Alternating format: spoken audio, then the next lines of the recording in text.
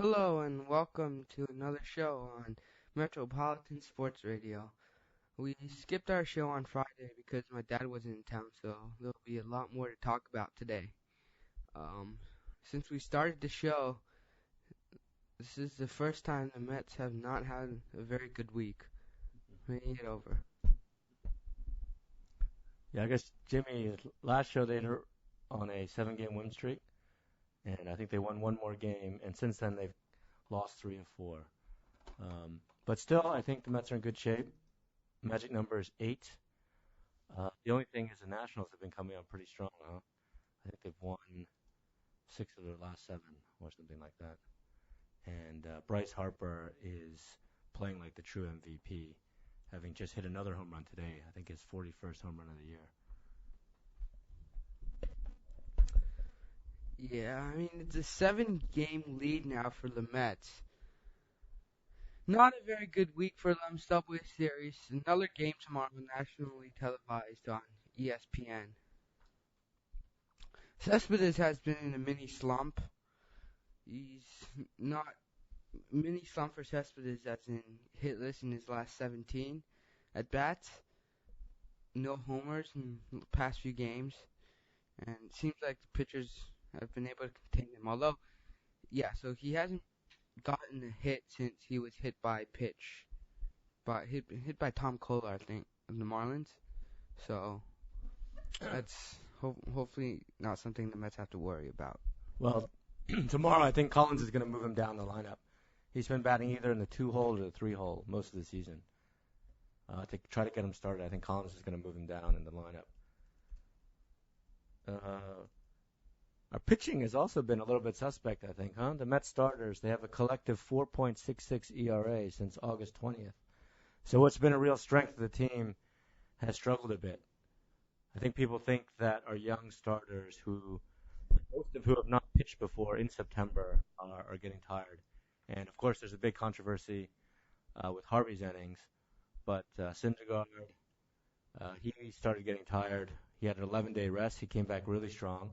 Unfortunately, today, even though I think he pitched better than the score looks, still gave up 5 earned runs.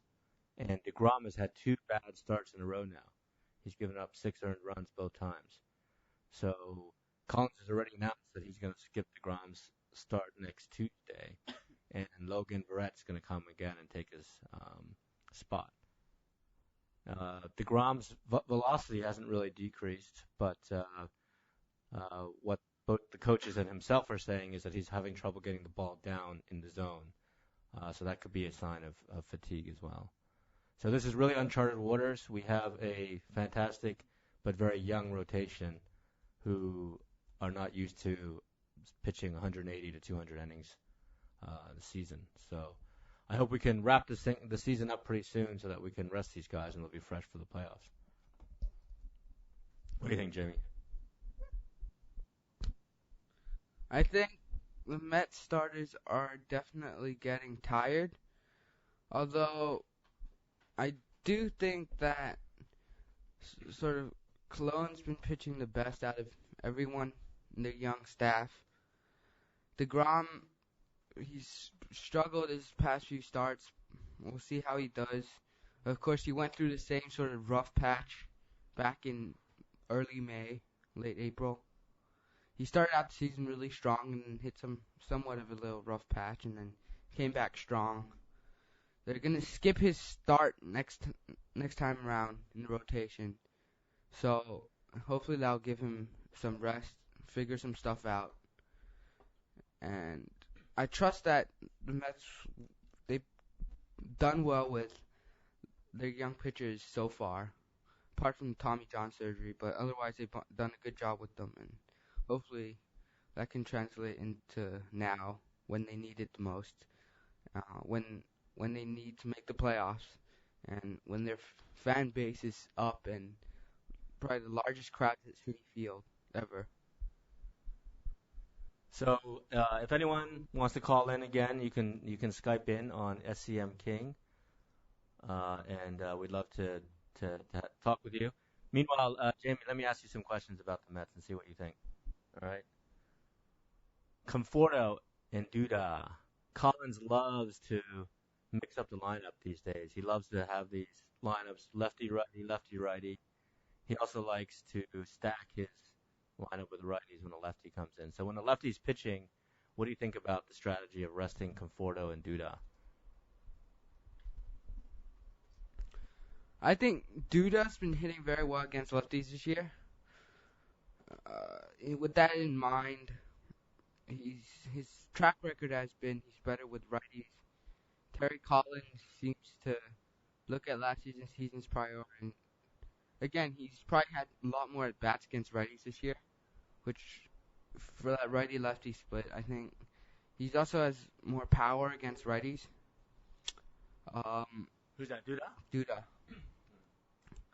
but Conferto, I think they're trying to just slowly ease him into the big leagues, and I think that they'll do that by they'll do that sort of by allowing him to face mainly righties, and then gradually give him at bats against lefties. I think that's the way to go to sort of, because remember the Mets really have not have in recent years such a big hitting prospect or fielder prospect as Conferto, and a lot of people were worried about his defense when he was coming up, but it seems like every game, or more games than not, he's made a highlight catch in the outfield. He's done something great, and so up to this point, I don't think his defense is such a worry.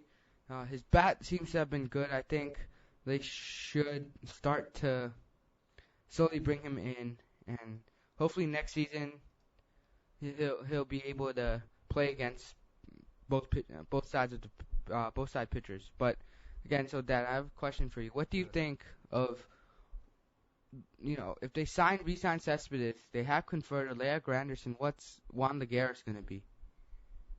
You mean for next year? Yeah. Well, I was going to ask you, if they do sit Conforto,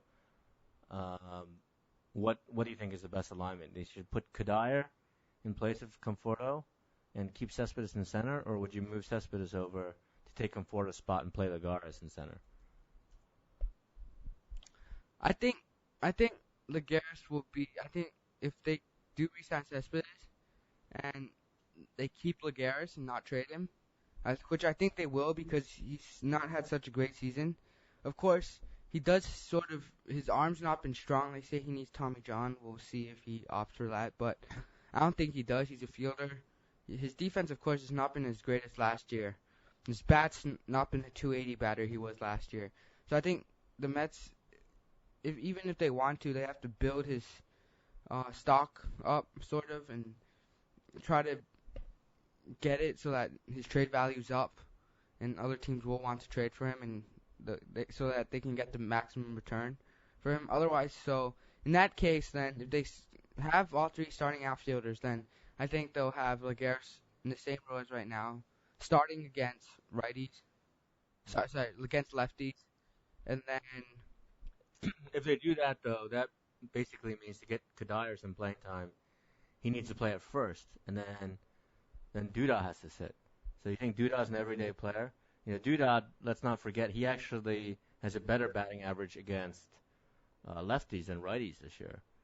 So it's not necessarily a no-brainer to sit him against lefties. And, of course, he's one of the big power bats in the lineup. Of course, Converto plays left, right? So if they bring Lagares in, they could have Kadir play right, have Cespedes in left, and Lagares in center. Because Granderson has also struggled against lefties. In fact, Granderson's splits are probably even worse than Duda, especially this season. He's like batting under 200 against them. Oh, okay, that's true. So you'd have Lagares lead off then and take Granderson's spot in the lineup. Yeah, I think build some value up for him against righties. He's done good. Hopefully, other teams will see that. Maybe they'll offer something the Mets need in return for him. And otherwise, because if they re-sign Cespedes, I think he's the odd piece out. He doesn't fit in the puzzle. He's the only one that sort of doesn't fit in. And okay, let's not talk about next season though. But let's not jinx things. But For the playoffs, who do you keep then? Do you keep Lagares on the roster? We've got. I think you have to keep Kelly Johnson and Uribe there, right? Mhm. And then the question is, who do you keep of the fielders? You have got between Lagares, you have Eric Young Jr. there for speed.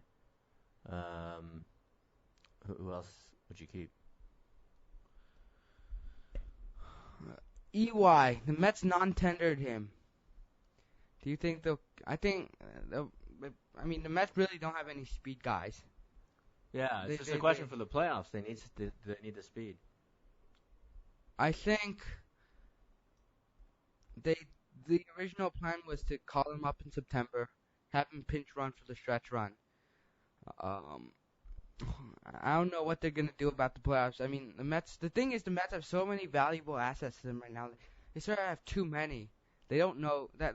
Would you keep Neuenhuis or would you keep Lagares? I keep Lagares You would. because they have Conforto. Neuenhuis is a lefty, Hmm. and Lagares is a righty. And Lagares' defense is better than Neuenhuis'. Okay. Like, Oh, and you have to keep Kadire, right? So, yes, so I think the bench players will be Kadire, Lagares, Uribe, Johnson, and and not to get too far ahead of maybe ourselves, EY. but if they make it to the World Series, they'll need a DH. Mm. Well, Kadire could DH. Yeah. So I think, yeah, I don't think Neuenhuis is gonna stay. Hmm. Um, I think the other thing is which starter are they gonna boot to the bullpen, or which two starters? Well, I think if they're all healthy, you got to go with the four young guys, right? DeGrom, Harvey, Matz, and Syndergaard, and then that puts Cologne in the bullpen. Would you And then would you would give you them keep Neese as a lefty specialist? would you give the more experienced Cologne put him in the rotation noise because and move maybe someone like Harvey or maybe someone like or maybe have two lefty starts against Dodgers, Neeson because they were saying the Dodgers are only 4 games above 500 against lefties. Oh, that's very interesting. So keep Neese in the pen. So Matz will be an important part of the equation then. Yes, but so maybe have. See, it's a really tough question. I mean, do you want to put Cologne in the bullpen? He's a great innings eater. So maybe have Harvey start few innings less. He's worried about his innings limit and have I don't Cologne. think in the playoffs he's gonna be worried though. Yeah, I guess that's Yeah. true. So many decisions for the Mets to make. How about going down the stretch? Would you have Kevin Plawecki continue to catch Syndergaard? He caught Syndergaard today. He was his catcher in the minor leagues. The team says that there's a comfort factor for Syndergaard to pitch to Plawecki. Of course, Plawecki is a much inferior batter at this point in his career to d'Arnaud. D'Arnaud, when healthy, he's probably 280 to 300 hitter, and Plawecki's hitting about 227 now, I think. So that's a big sacrifice on the lineup. And to be honest, I don't think Plawecki called a great game today. Syndergaard came in, first four pitches to Beltran, for instance, were all fastballs. And on an 0-2 count, threw him a fastball down the middle, and that was 3-0 right away. I think, yeah, Plawecki's inexperienced. I said that when he first got called up. Plawecki, the thing is, he got better in the middle of the season. He got sort of used to catching big league pitching. He got better towards the middle of the season. The pitchers were doing well against him. At the beginning of the season, they were all struggling when he was behind home plate. I was complaining about that myself, but otherwise, once we got to the middle of the season, d'Arnaud was still out. He was doing great, and then suddenly, now not so much anymore. But at the end of the day, I think pitchers still sort of like to decide who catches them. But I personally think d'Arnaud is a much better game caller. Milwaukee's offense just has not been that great. I think they should keep Recker as their backup catcher. And Oh, interesting. Okay. Darno, of course, his defense actually has been stellar. I've been pretty impressed by his arm. He threw out two batters in the other game. He even threw out D. Gordon stealing third, which was